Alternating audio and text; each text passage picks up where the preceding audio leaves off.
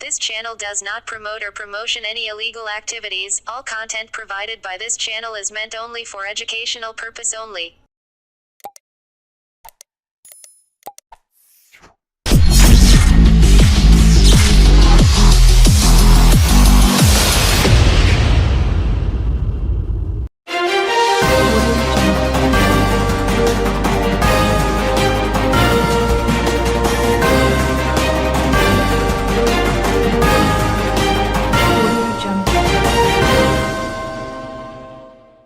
আলু ব্যবসায়ীদের ধর্মঘট উঠে গেল। বৃহস্পতিবার থেকে আলুর যোগান স্বাভাবিক হবে। আজ রাত থেকেই হিমঘর থেকে বেরোবে আলু। হরিপালে প্রগতিশীল আলু ব্যবসায়ীদের সঙ্গে কৃষি বিপণন মন্ত্রী বেচারাম মান্নার বৈঠকের পরেই মিলল সমাধান সূত্র। রাজ্যের সীমান্তে পুলিশি জুলুমের প্রতিবাদে সোমবার থেকে কর্মবিরতি শুরু করে প্রগতিশীল আলু ব্যবসায়ী সমিতি। আন্দোলনের জেরে হিমঘর থেকে আলু বেরোনো বন্ধ হয়ে যায়। আড়তগুলোতে আলুর যোগান কমতে থাকে, যার প্রভাব পড়ে বাজারে। এমন পরিস্থিতিতে রাজ্যের কোনো বাজারে 40 টাকা, কোথাও কিলো প্রতি 45 টাকা দাম উঠে যায় জ্যোতি আলুর। চন্দ্রমুখীর দাম আরও বেশি, কিলো প্রতি 50 টাকা। এমন পরিস্থিতিতে আলু ব্যবসায়ীদের উদ্দেশ্যে মুখ্যমন্ত্রী কড়া বার্তা দেন। সংকট কাটাতে কৃষি বিপণন মন্ত্রী বেচারাম মান্নাকে দায়িত্ব দেন মুখ্যমন্ত্রী। বুধবার হুগলির হরিপালে ব্যবসায়ীদের নিয়ে বৈঠকে বসেন কৃষি বিপণন মন্ত্রী বেচারাম মান্না। বৈঠক শেষে প্রগতিশীল আলু ব্যবসায়ীদের তরফে লালু মুখার্জি জানান, মানুষের স্বার্থে ধর্মঘট তুলে নিচ্ছেন তারা। তিনি বলেন, মানুষের অসুবিধার কথা ভেবে ধর্মঘট তুলে নিচ্ছি আমরা। তবে সরকারের কাছে আমাদের অনুরোধ, আমরা যাতে আলু বাইরে পাঠাতে পারি তা নিশ্চিত করুক সরকার। সরকারের কাছে আমরা লিখিতভাবে আবেদন জানাব। ওয়েস্ট বেঙ্গল কোল্ড স্টোরেজ অ্যাসোসিয়েশনের নেতা পতিতপাবন দে বলেন, ব্যবসায়ীরা কর্মবিরতি তুলে নিয়েছেন। আমরা সরকারকে আলু দিয়ে সাহায্য করব। আমাদের রাজ্যে 110 লাখ টন আলু উৎপাদন হয়, সেটা আমাদের রাজ্যে খাওয়া যায় না, তাই ভিনরাজ্যে পাঠাতে হয়।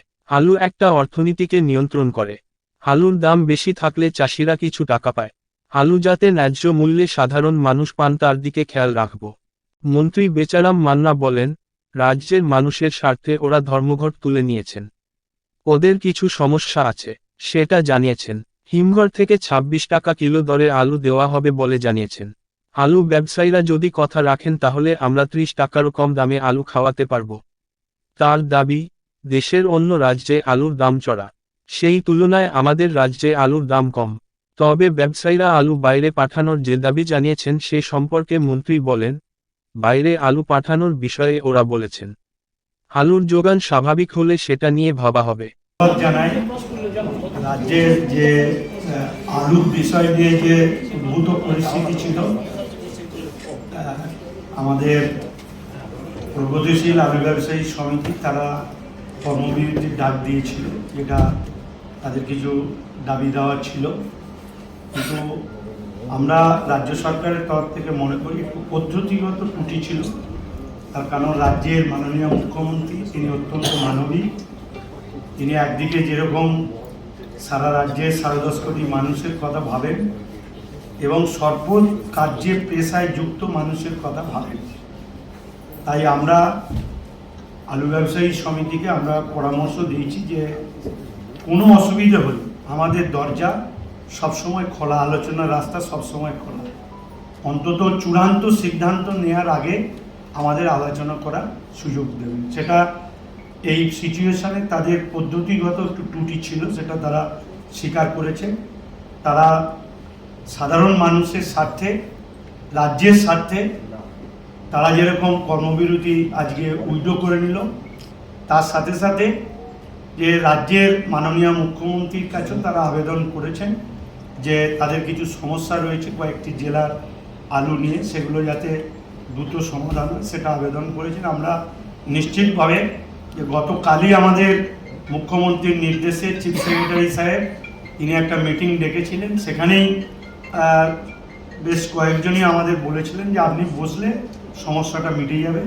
খুব সৌভাগ্য যে আমরা সহজেই এই রাস্তাটা খুলতে পেরেছি এবং একদিকে যেরকম স্টোর অ্যাসোসিয়েশন, আবার একদিকে প্রগতিশীল আলু ব্যবসায়ী সমিতি, তারা রাজ্যের আলুর এই বাজারের উদ্ভূত পরিস্থিতিতে তারা 26 টাকা মূল্যে তারা আলু যোগান দেবে প্রতিটা বাজারে, বিশেষ করে কলকাতা তার সংলগ্ন কলকাতা কোল্ড স্টোরেজ প্রিমিসেসের মধ্য থেকে।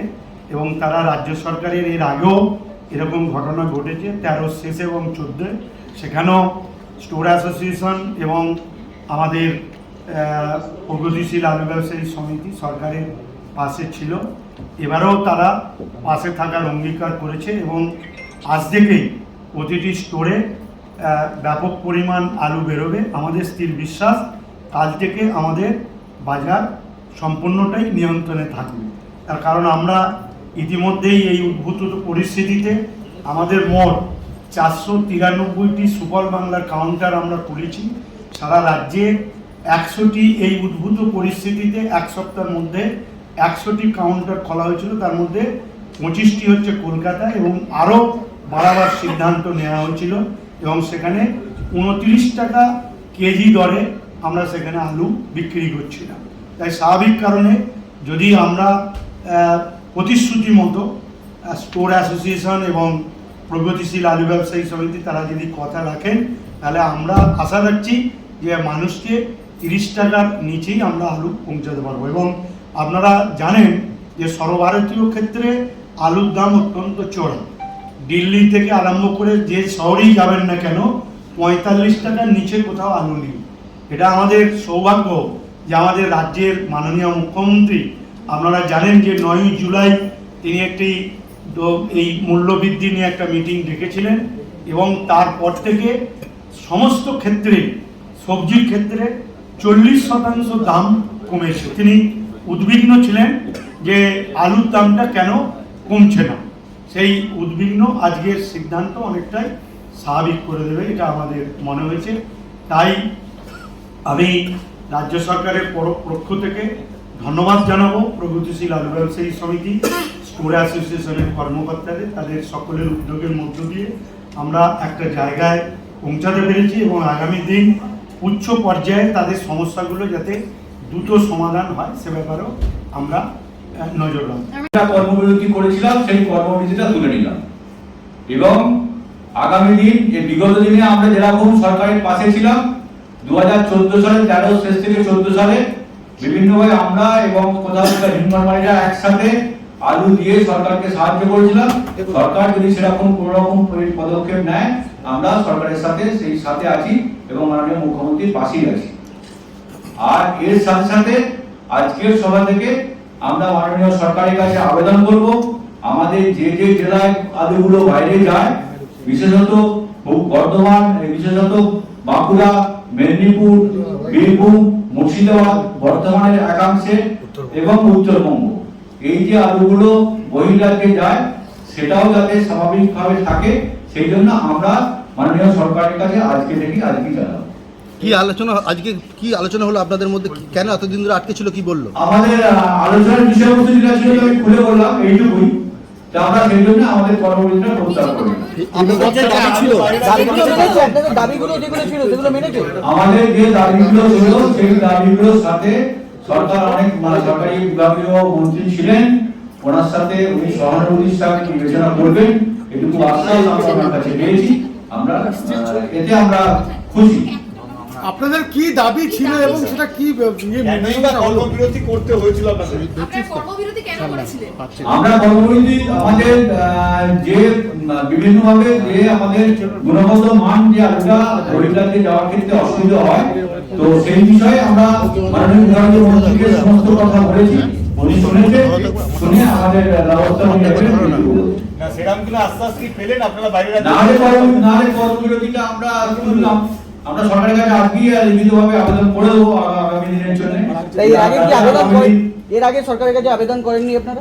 আমরা অ্যাকচুয়াল ঠিক লিখিতভাবে আবেদন করিনি।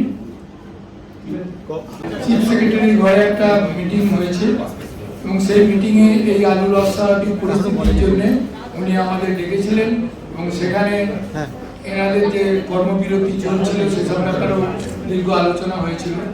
কিন্তু সেখান থেকেই আমরা আমাদের স্টোর তরফ থেকে যতটুকু যেভাবে সাহায্য করা যায় সেটা নিয়েও আলোচনা হয়েছে। আর সঙ্গে সঙ্গে আমি জানাচ্ছি যে সেখানে আমরা ঠিক করেছিলাম যে আজ এখানে সকলের মধ্যে বসে এবং আমরা ব্যবসায়ী সমিতির লোকজনদের ডেকে একটা আলোচনা করব। যে আলোচনা ওনাদের এ থেকে আমরা যেটা পেয়েছি এবং ওনারা সাড়া দিয়েছেন এবং ওনারা বলার পর আমাদের মাননীয় মন্ত্রীর উপস্থিতিতে আমরা সকলের মধ্যে আলোচনা করে আজকে যেটা পেলাম, ওনারা কর্মবিরতি তুলে নিয়েছেন এবং আমরা যে যৌথভাবে যে আলু দিয়ে গভর্নমেন্টকে ইতিপূর্বে সাহায্য করেছিলাম সেইভাবে আবার সাহায্য করব, যাতে মার্কেটের একটা অস্বাভাবিক কিছু উচ্চ ভাব না আসে, সেটাকে যাতে স্বাভাবিক রাখা যায় সেটাকে আমরা চেষ্টা করব, এইটুকু আমি বলছি। এবং আমাদের মাননীয় মন্ত্রীকে এটাও বলছি যে যেসব আমাদের এখানে যে প্রোডাকশন, আমাদের এখানে অ্যাকচুয়ালি যা প্রোডাকশন সারা বছরে যে প্রায় 100 থেকে 110 লাখ টন স্বাভাবিক প্রোডাকশন হয়, এই আলু আমাদের পশ্চিমবাংলার খাওয়ার ক্ষমতা নেই। আমাদের এখানে 65 থেকে 70 লাখ টন হলে আমাদের এখানে চলে যায়, কিন্তু আমাদের এখানে প্রোডাকশন হচ্ছে 110 লাখ টন, কোনো বছর 120 লাখ টন পর্যন্ত প্রোডাকশন হয়। এই প্রোডাকশনটা আমরা বাইরের রাজ্যে চিরকাল এরা পাঠিয়ে আসছে এবং যার ফলে আমাদের এখানকার অর্থনীতি আলুর উপর একটা বিরাট ডিপেন্ড করে। সেই ডিপেন্ডেন্টটা আমরা চাই যে সেটাও বজায় থাকুক। কিভাবে বজায় রাখা যাবে, আমাদের এখানে দেশের চাহিদা মিটিয়ে কতটুকু যাওয়া যাবে সেটুকু আমরা পর্যালোচনা করে আমরা সেটাও চেষ্টা করব, যাতে এখানকার অর্থনীতি ঠিকমতো থাকে, চাষিরা এখানকার চাষিরাও বাঁচে, সেটাও চেষ্টা করতে হবে। কারণ এখানে এই আলুর দামের সঙ্গে সঙ্গে চাষির দামেরও একটা রিলেশন আছে। গত বছর এবছর আলুটা বেশি দাম পেয়েছে চাষিরা, কেন? এই কারণেই যে এরা তো রেখেছিল বলেই তো আলুটা দাম পেয়েছে এবং সেই দামের সমতা রেখেই আলুটা হয়তো এরা 1 টাকা 2 টাকা লাভ করছে, এর বেশি কিছু নয়। সুতরাং সেটাকে যাতে বজায় থাকে সব সার্বিকভাবে এবং আলুটা আবার ন্যায্য মূল্যে যাতে এখানে পায় সেটা আমরা সহযোগিতা করব, এইটুকু আপনাদের জানাচ্ছি।